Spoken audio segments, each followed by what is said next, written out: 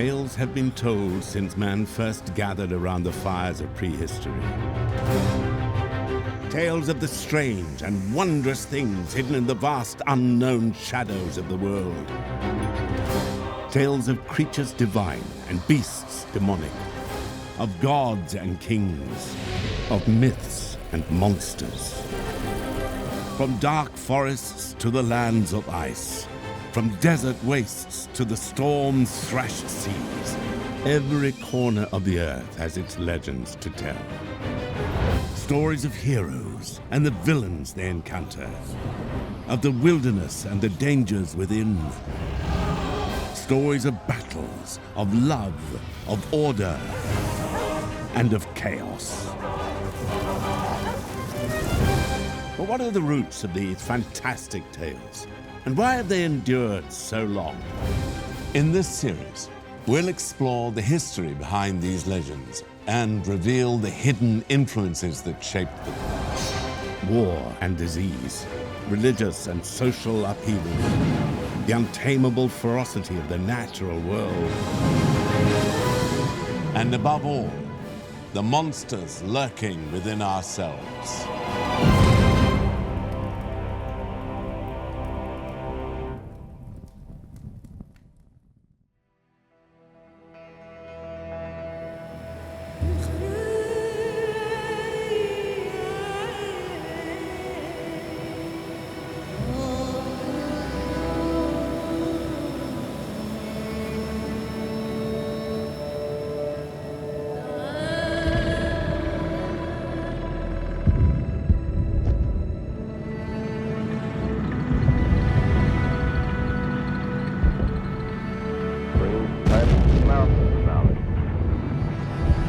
No fire was encountered during the initial landing. However, by mid-afternoon, fire was being raised.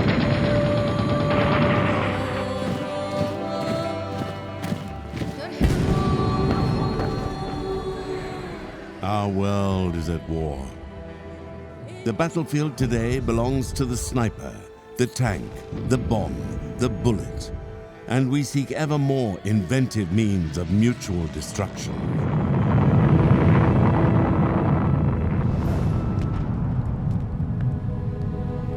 But why do we fight?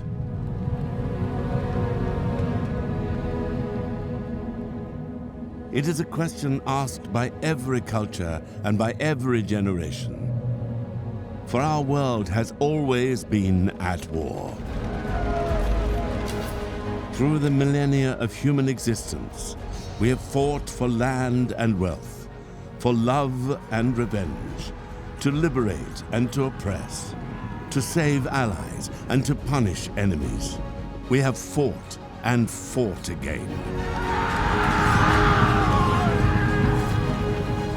War is an intense period of struggle, so it's also therefore an intense period of cultural definition. War allows you to see the ethical priorities of a culture that's created it. How do we cope with people we've captured? What do we do if we lose? Who do we go to war against? Society's stories of war tell us what values they hold dear and that they maintain through warfare.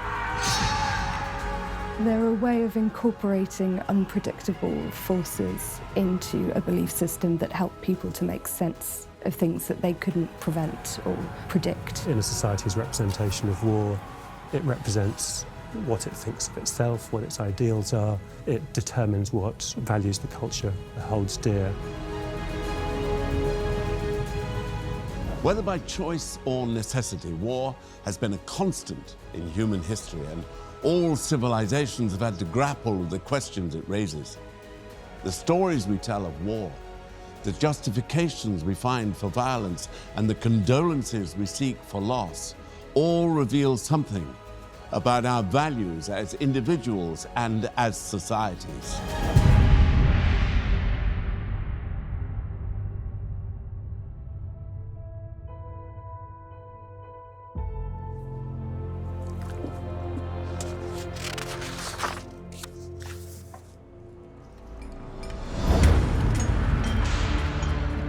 The Numidians had come seeking a new home. But they found in Ireland only misery. For they were enslaved by the Fomorians, cruel ogres renowned for their greed. Chief among these terrors were the two strongest and ugliest ogres, Mork and his brother Conan.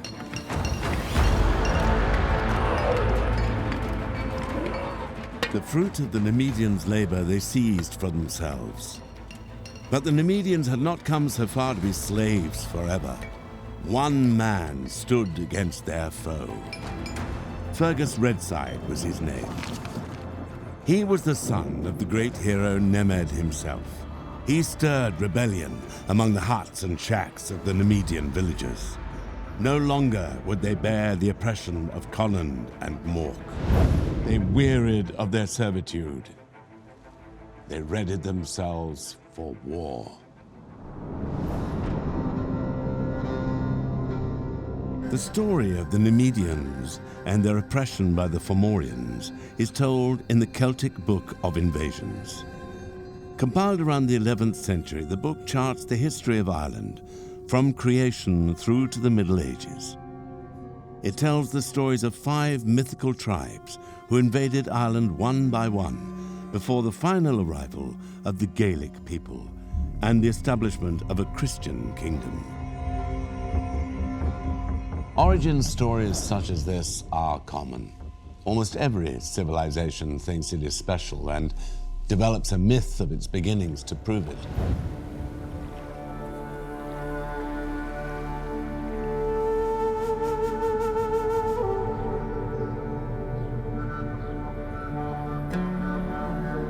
Rome, the bustling heart of modern Italy, is today one of the largest cities in Europe.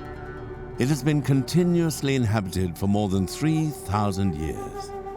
And everywhere in the city can be seen the remnants of that long history, relics of an age when the city ruled the world.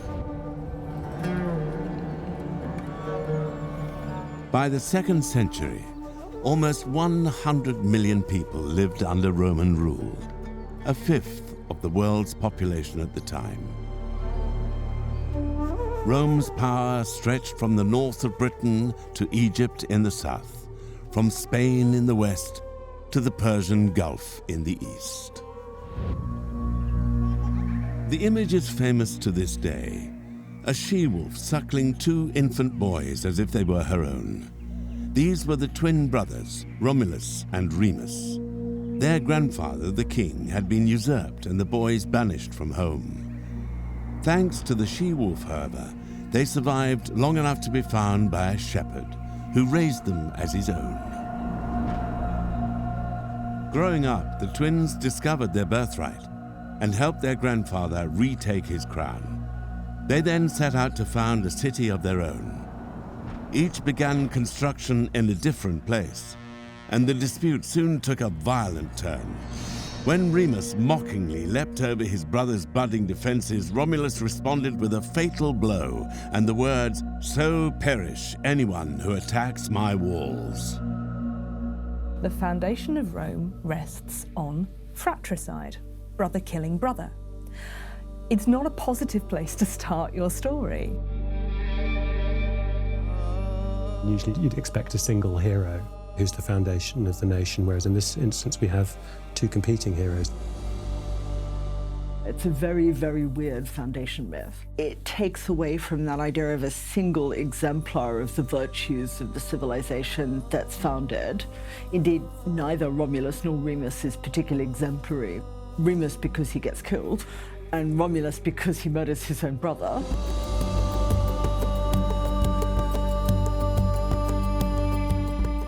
The tale troubled and intrigued the Romans, especially as it was regarded not as myth, but as history, and history that could be seen and touched. The Temple of Jupiter Stator by the Forum was said to have been founded by Romulus himself. For centuries, his hut was preserved on the Palatine Hill, and Romans could even visit the cave where the she-wolf was said to have cared for the infant boys. We might expect them to be a bit awkward about this story, but they're not. They tell it again and again and again. It's recorded in the primary sources. It's recorded as something that is an important part of what it means to be Roman. It was grounded very much in the physical location of Rome, as the whole of the Romulus and Remus myth is. It was very much about the roots these people had in this particular patch of ground, which is why we always talk about the Roman Empire. Despite how far it spreads, we always come back to Rome, to these particular locations that always remain very vividly part of the Roman identity. Some identified in the story the seeds of violence which Rome would later use to conquer the world. Others saw in the deadly struggle between brothers a cruel omen of the civil wars that would split the Roman Empire again and again. Attempts were made by poets and politicians to soften the tale of Romulus and Remus, or replace it with other more sanitized accounts of the city's origins. The Romans were very good at understanding that myths and stories had the capability to be told and to be shaped and to be retold and reshaped as you needed to do so. So there were alternative versions told. It's Cicero who actually denies that Romulus kills Remus and actually sort of deletes the part of the myth that probably gave it its purchase on the Roman imagination. The idea that in drinking the milk of a wolf, Romulus and Remus are imbibing a ferocity that Rome has yet fully to contain is in part why Cicero's and Virgil's generation want to forget the whole thing. Plus, they invent a bunch of other, much sleeker, much more fit-for-purpose foundation myths, of which the best known is the one invented by Virgil, the myth of Aeneas. The noble, heroic Aeneas was a refugee from Troy. He led his people across the Mediterranean to Italy, where he founded the city that would one day give rise to the Roman people. His story is told most famously by the poet Virgil in his great epic, the Iliad. He was writing during a new era in Roman history. Augustus was consolidating his power as the first emperor, and the grander, more dignified origin story offered by the Iliad seemed fit for the times. But if it was intended to eclipse older stories in the Roman imagination, it would fail. Romulus and Remus would retain their place in the history books of ancient Rome. But of course, it wasn't real history at all. The brothers did not create Rome, Rome created them. It was not the murder of Remus that explained the violence of the Romans. It was the violence of the Romans that lay behind the myth.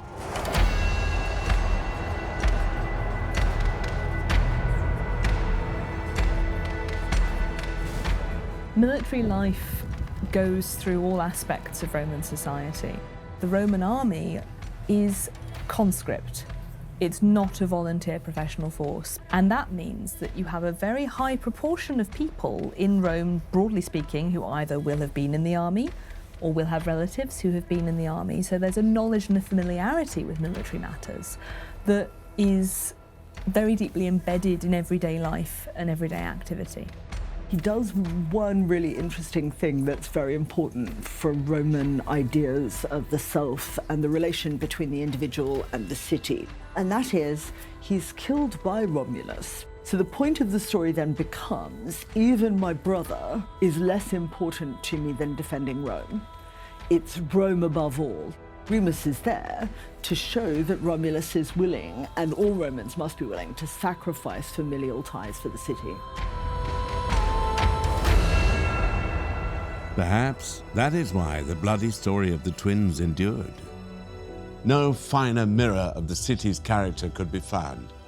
In one act of fraternal bloodshed, the myth taught Romans that the success of their city relied not only on violence, but on sacrifice. Rome was great, but so was the price paid.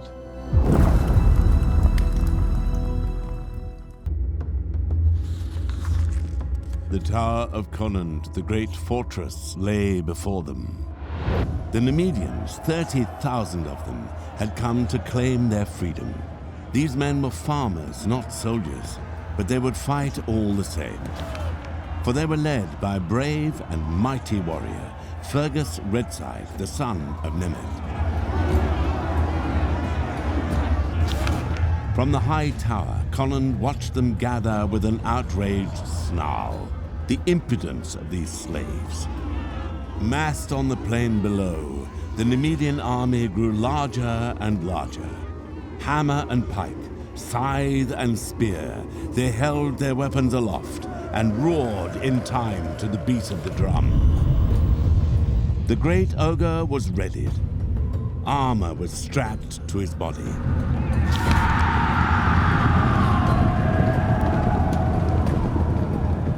The men raised their swords. The drums grew louder. The battle was about to begin. Despite war's constant presence in history, few of us are natural soldiers. Killing other people runs against the instincts of most, and sheer terror on the battlefield paralyzes many more. It's no surprise, then, that throughout history we find enemies dehumanized and the glory of a heroic death magnified. The sentiments are found in the words of politicians and poets, in the works of sculptors and painters, and in the stories and myths that cultures held dear.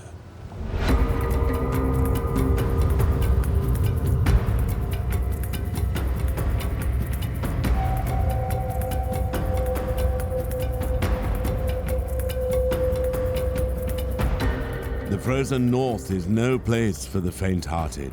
Its winters are long and dark. It is a land of sheer cliffs and deep fjords, of rock and ice. To live in such a place is to battle against the elements, and such extremes of nature perhaps produce extremes of man. The Norse lived in Scandinavia between the 8th and 11th centuries. It was a society that extolled war and battle, whose daring warriors crossed continents in search of glory. What lay behind their success was a mastery of sailing. In 793, the Norse launched a raid on Lindisfarne, a sacred island off the northeast coast of England.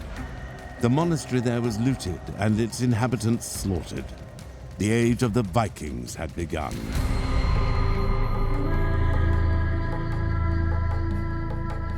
The attack on Lindisfarne stunned Christian Europe.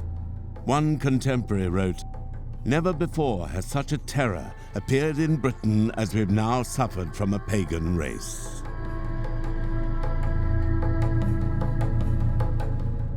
I think there were two quite important factors about the Norse that made them appear genuinely shocking. And that was that they arrived in boats, they struck somewhere quickly, and they moved on, and there was no way of knowing where they would go next. And also, there's the whole culture clash. You can't say that the Vikings and the Norse ever raided because they were thinking about religious differences. But from the point of view of the Anglo-Saxons, those religious differences mattered a lot. Stories of the brave and barbarous Vikings spread quickly. Most feared among their warriors were the berserkers. These shock troops fought in a trance-like fury and seemed to experience no pain or fear.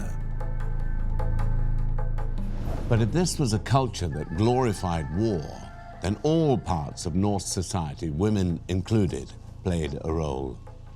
Girls were often given warlike names. Gunhild, for instance, was a popular choice, and literally meant war battle. In time, of course, they were expected to raise strong future warriors themselves, and any deformed babies were to be abandoned in the elements to die. One thing they did not do was fight. They were not trained as warriors, as men were.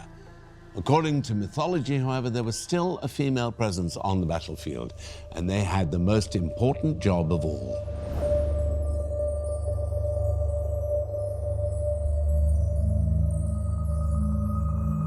The Valkyries are immortal warrior maidens whose job it is to decide which warriors get to fall in battle. They were then tasked with taking the souls of the dead warriors to Valhalla, which is in effect the afterlife presided over by the god Odin.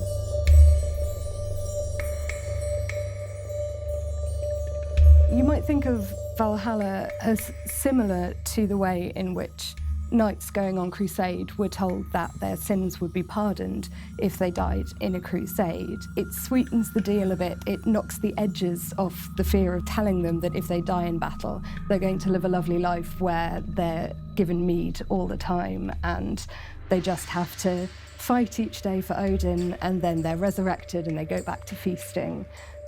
It makes the idea of dying in battle seem less terrible.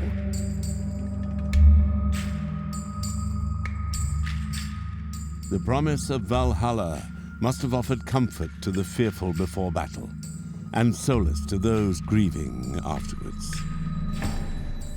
Death on the battlefield was recast as a mirror of birth, and just as it was women who once brought men into the world, so it was females who carried them into the next.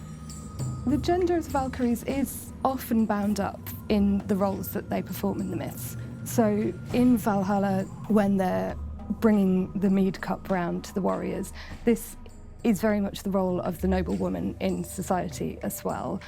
It's what the hostess would do at a great feast or a gathering in a king or a lord's hall. Fate figures are nearly always female in all European mythologies. There is an unbelievably creepy Valkyrie moment in Njál's saga, where you actually see the Valkyries weaving with men's intestines and using men's severed skulls as weights. Instead of the tools of the trade, they have a shuttle that is a spearhead, and they beat the wall with a sword rather than the standard wooden tool that they'd use. Weaving is normally a virtuous thing for householders to do, but these women are weaving with guts and heads, so they're doing something that's on the one hand really uber feminine, but on the other hand is a creepy inverted version of it. Stories of war and the Valkyries are found throughout Norse mythology. The gods constantly fought amongst themselves and against their rivals, the giant and monstrous Jötnar. But were the Norse as belligerent a people as we often think? Is their reputation for violent banditry, which remains to this day, a fair one? Were they all Vikings?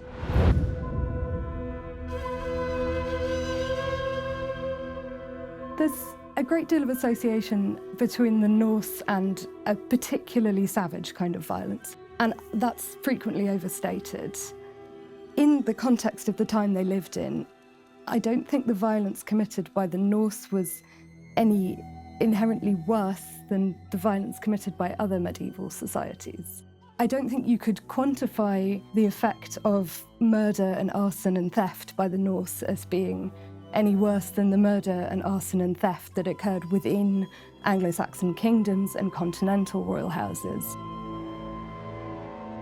It's fair to say that they're expansionist and that their method of expansion is ship-based, and that their modus operandi is, on the whole, to cross the seas and raid foreign countries and take slaves and take plunder and then sail home with that. But they also tend to settle in areas that they frequently raid, so they don't remain these outsider pillagers. When they establish themselves, they form societies, and then we can pick out the really much more positive associations. The bold spirit of the Norse saw them dominate England and found settlements stretching from the Black Sea to North America. But this golden period was fleeting. By the middle of the 11th century, Christianity had supplanted the indigenous faith. The Valkyries flew no more. The Viking Age was ending. The two armies charged at one another.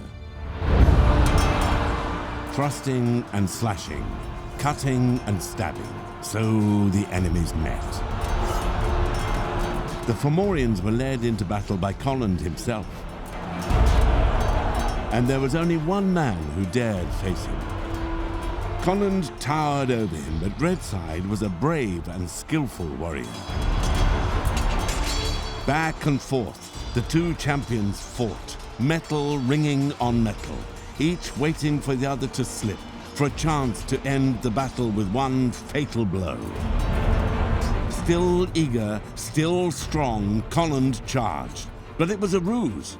Redside dodged the mighty ogre's sword and lunged forward, his own blade flashing. The great ogre roared out in pain before collapsing to the ground with a mighty thud. Conant had fallen. No battle is without loss, and even victory cannot displace all the pain, grief, and anger. The scars of combat can run as deep in the mind as they do in the body. And the greatest stories of war know this.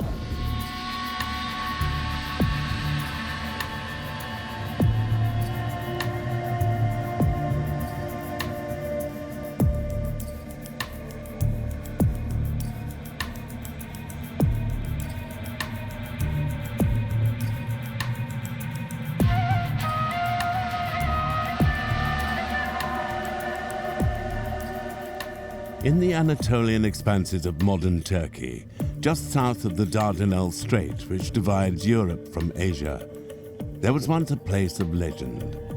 A mighty fortress overlooking the plains, a city of wealth and beauty. The remnants of its thick walls are now shrouded beneath the earth. Its lavish temples and palaces crumbled to dust. But it was amid the rocks and rivers of this ancient plain that the greatest conflict in all myth took place: the Trojan War. It was a war sparked by the abduction of Queen Helen of Sparta by Prince Paris of Troy. An alliance of Greek kings then sailed to Troy with their armies to bring her back. A 10-year siege ensued. Only cunning ended the long stalemate. The Trojans were fooled into letting the Greeks beyond their gates. Troy was brutally sacked soon afterwards. Countless works of art have been inspired by the war. In its long duration and bloody aftermath, there are near infinite opportunities to explore the meaning and impact of conflict. The Trojan War offers an opportunity to look at a very wide range of human life. It offers the opportunity to look at the failure of guest friendship, what happens when those bounds of hospitality are broken, conflict in between two different regions, the coming together of the Greeks for a single purpose. All of these kinds of things the myth allows the Greeks to explore through one particular narrative. It doesn't just talk about war to glorify it. It also really offers an opportunity to look at the human cost, the people who suffer as a result of war. But one account of the war has endured above all others: a poem composed almost 3,000 years ago. Alexander the Great conquered the world with a copy at his side, and soldiers and civilians alike have for centuries looked to it for a better understanding of war in their own times. That poem is the ancient Greek epic, the Iliad. Said to be the work of an author known as Homer, the written version of the poem dates to the 8th century BC. Its roots, however, are older still, in an oral tradition which stretches back hundreds of years more. The Iliad does not focus on the end of the Trojan War, nor on its beginnings. Instead, it tells one short episode during the last year of the conflict. Homer makes monsters of neither Trojans nor Greeks. The poet instead grants equal dignity to the soldier far from home and the civilian trapped in theirs. What the enemies have in common is emphasized: the love of family, the pain of loss, the inevitability of death.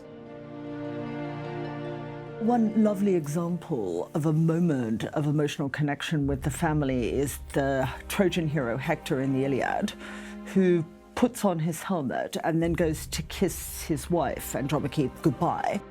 She's with his little boy, who's only a tiny child. And the little boy looks at Hector in his helmet and he starts to cry. He doesn't recognize his father because he's wearing this great helmet. And Hector starts to laugh and throws the little boy up in the air and passes him back to his wife. But it's a lovely, affectionate moment. This lovely little domestic detail that humanizes him and makes it clear that he's fighting in the most literal possible way, not just for his city as a political entity, but for his family in its extraordinary vulnerability. You could read the epic as being about the unreasonableness of war, the pettiness of war, and therefore the human need to rise above that, to try and remain human and humane within that struggle.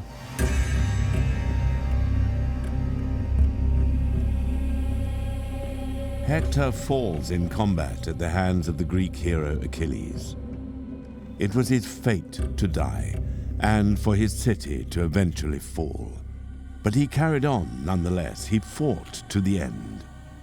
His story still speaks to us, for death comes for all, but we all must carry on. It's about very fundamental aspects of human experience: jealousy, anger, rage, struggle, love, hate. All these things are really fundamental parts of the human experience.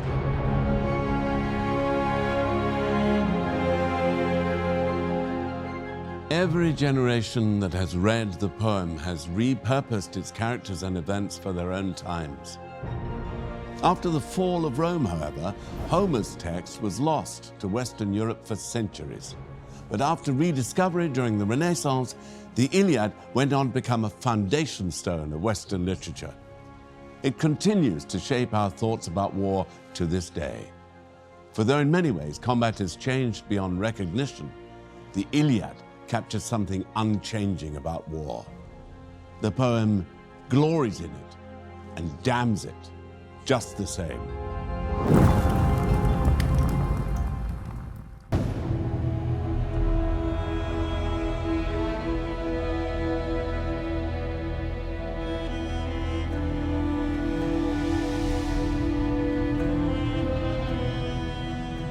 It is a city with many names.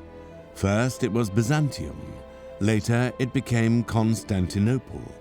But to many, it was just the city.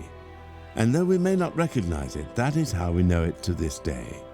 For Istanbul is derived from the Greek words Estin Polin, meaning to the city. That city was once the largest and wealthiest in Europe, and a holy place of Christianity. In 1453, however, it fell to the invading forces of the Ottoman Empire.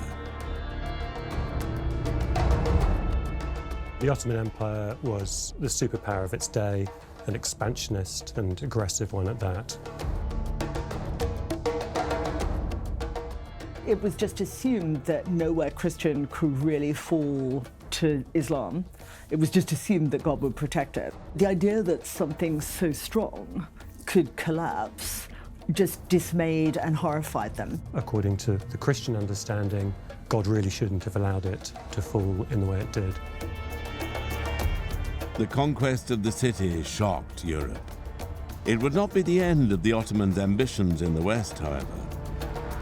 It expanded all the way into Eastern Europe. In fact, virtually all of what we now think of as the Balkans was either ruled directly by the Ottomans or was an Ottoman vassal. In this state of near constant war that followed, new stories and legends emerged. And just as men can make myths out of war, war can make myths out of men.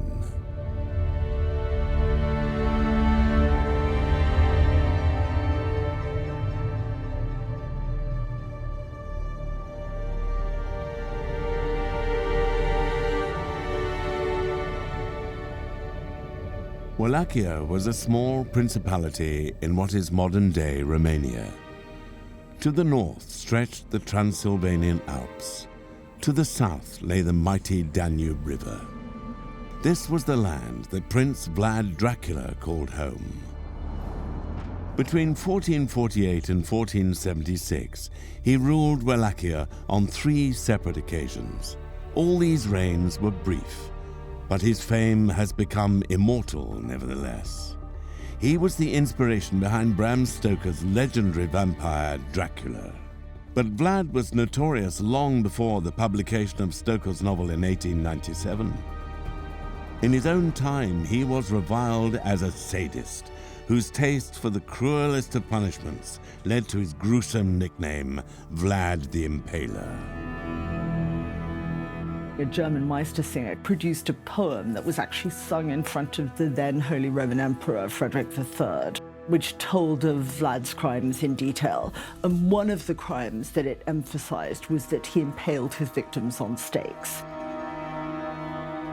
There are stories of Vlad the Impaler eating his dinner while his enemies writhed around him, impaled on spikes.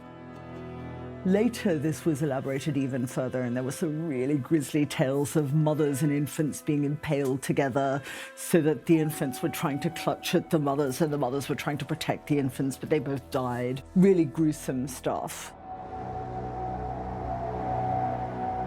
But how fair was Vlad's reputation? Where's the truth amid the legend? And why did the tales spread and endure? Vlad lived at a time of upheaval. His lands were caught between the Christian powers to the west and the might of the Ottoman Empire to the east. In 1417, Wallachia had become a vassal state of the Ottomans.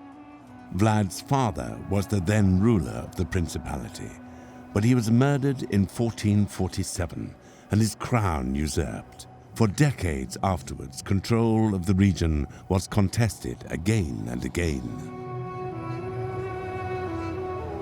As a grown man, Vlad fought to win back what he regarded as his birthright. At times, he allied himself with the Ottomans, at others, he joined the forces arrayed against them. But his reigns in Wallachia were short, unstable affairs. He was a man with many enemies.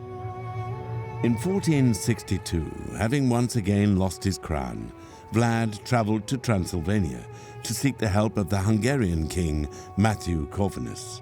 Instead, the king had Vlad imprisoned. It was at this time that stories of Vlad's unique brutality began to spread. As soon as you have a war, hostilities of any kind, the atrocity stories begin. People really got off on exaggerating the evil Eastern European weirdness of this guy, and it just got more and more exaggerated and peculiar as the Western presses churned it out.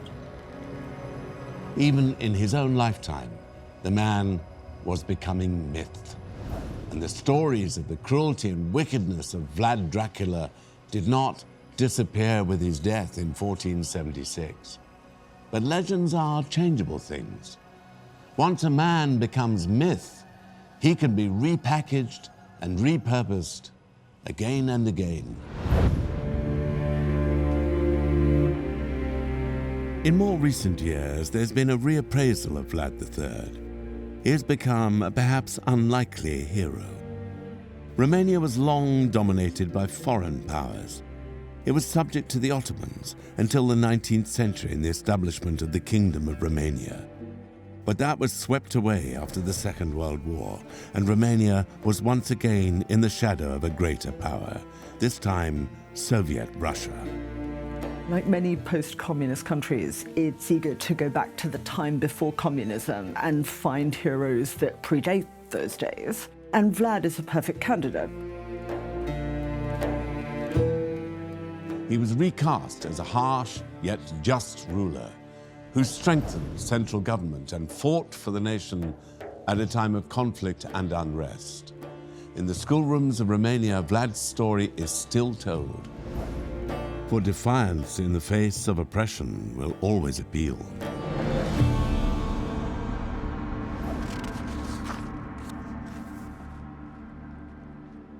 The battle was over. The Numidians celebrated.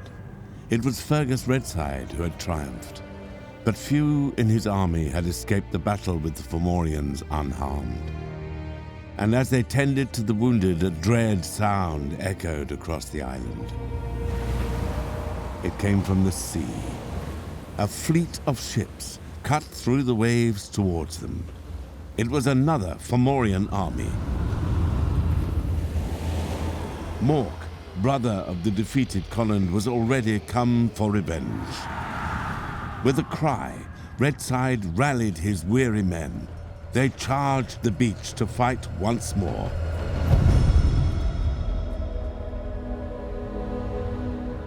In the battle that followed, not one fled from the other.